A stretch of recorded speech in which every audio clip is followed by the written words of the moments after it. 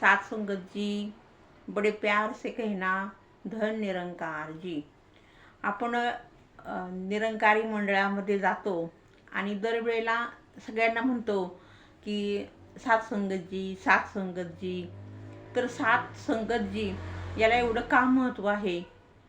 कारण मंडळ जे चाललेलं आहे, हे निरंकारी मशीन जे चाललेलं आहे, ते फक्त आणि फक्त एकमेकाच्या चांगल्या संगतीमुळं चाललेलं आहे. आणि सगळ्यांची संगत चांगली असल्यामुळं सगळेजण म्हणतात सात संगत जी, सात संगत जी. मग संगतीमुळं काय होतं? तर मनुष्य प्राणी हा संगतीमुळं बिघडतो किंवा संगतीमुळं तो चांगलाही होतो. त्याला चांगले विचार ऐकायला मिळाले तर तो चांगल्या मार्गावरती जाऊन चांगलं मार्गक्रमण करू शकतो. असे एका नाण्याच्या दोन बाजू आपल्याला पाहायला मिळतात. दासीला छोटंसं उदाहरण द्यावंसं वाटतंय.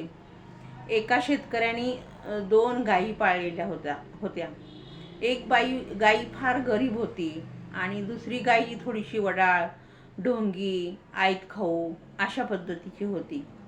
आणि काय व्हायचं, त्या दोन्ही गायी पण शेतकरी रानात चरायला घेऊन जायचा.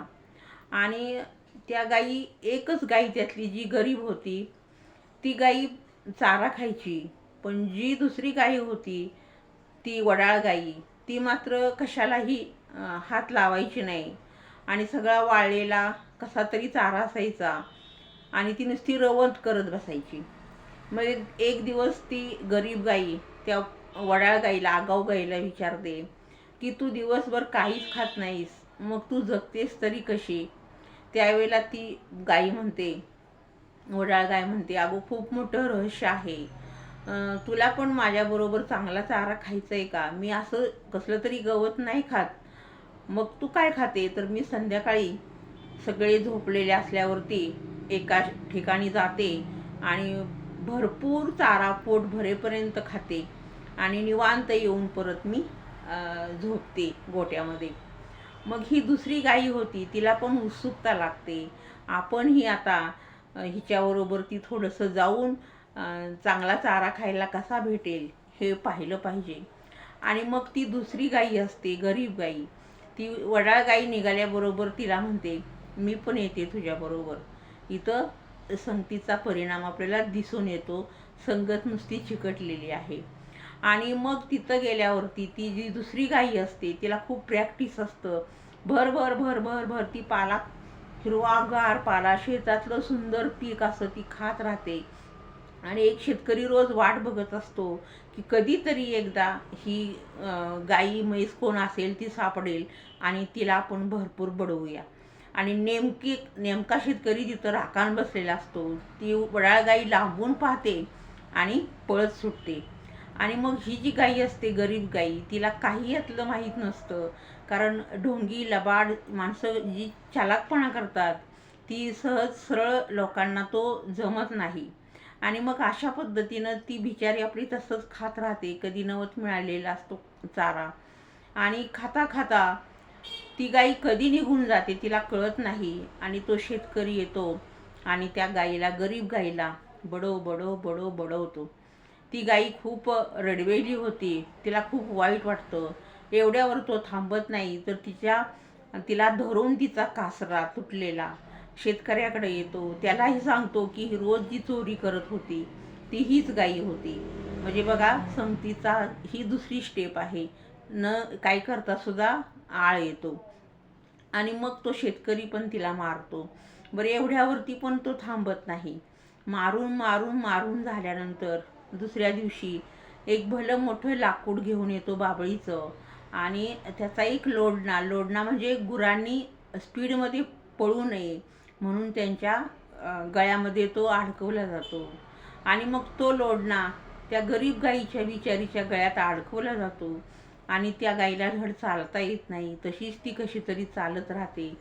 ही तिसरी स्टेप आहे की ज्यामुळं संगतीमुळं बर्बाद झाली शेवटची स्टेप. मग यातून आपल्याला धडा काय भेटतो? तर संगत ही माणसाला जीवनामध्ये खूप मोलाची आहे. आणि जर संगत आपली चांगली असेल तर आपल्याला कुठल्याही देवापुढं किंवा कुणापुढं हात पसरायची गरज नाही. कारण त्याचे जे संस्कार असतात ते आपल्याला आपोआप भेटत राहतात आणि आपल्याला योग्य दिशा, योग्य मार्ग हा सापडत राहतो आणि तो नकळत अगदी आपल्याला भेटत राहतो. दुसरी गोष्ट, म्हणूनच आपण नेहमी विचार ऐकतो एकमेकांचे. त्यामध्ये पण असंच सांगितलेलं आहे की पंगत चुकली तरी चालेल, पण संगत चुकू देऊ नका. कारण पंगत जर चुकली तर एक वेळ माणूस उपाशी राहतो, एक वेळचं जेवण त्याला भेटत नाही. पण तेवढ्यानं काही तो मरत नाही. पण संगत जर चुकली तर असा लोढणा गळ्यात येतो. जे काही आपण केलेलं नसतं, कुठलंही वाईट कर्म, ते सुद्धा आपल्या माथी मारलं जातं. तिसरी गोष्ट, जे आपलं ध्येयवर आहे किंवा आपण ज्या पद्धतीनं एवढ्या दिवस रान तोडलेलं आहे, म्हणजे आपण चांगुलपणाच्याच गवतावरती एवढ्या दिवस चालत राहिलेलो असतो, ते सुद्धा आपल्याला लोक बदनाम करतात आणि सरळ सरळ सांगत सुटतात की हा पूर्वीपासूनच वाईट होता.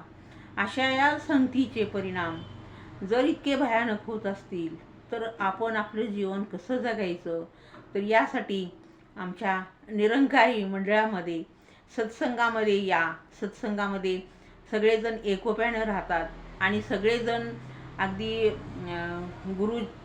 सद्गुरूचे विचार असतील, सद्गुरूंनी दिलेले पंचप्राण की जे 5 प्रण आहेत ते, जेणेकरून त्याच्यावरतीच सगळं मंडळ आधारित आहे. आणि सत्संग का करायचा, सेवा सिमरन का करायची, हा व्हिडिओ मी पुढच्या भागामध्ये तुम्हाला सांगेन. व्हिडिओ जरा मोठा होतोय त्यामुळं आवर्त घेते. प्यार से कहिए धन निरंकार जी. नवीनच पाऊल ठेवलेलं आहे, तरी सगळ्यांनी चॅनल सबस्क्राईब करा आणि माझे नवनवीन व्हिडिओ तुमच्यापर्यंत येत राहतील. त्याच्या नोटिफिकेशन तुम्हाला सबस्क्राईब केल्यामुळं भेटत राहतील. व्हिडिओ कसा वाटला ते पण कळवायला विसरू नका. सगळ्यांच्या चरणावरती दाशी नतमस्तक होते आणि सगळ्यांना प्रेमाचा धन निरंकार.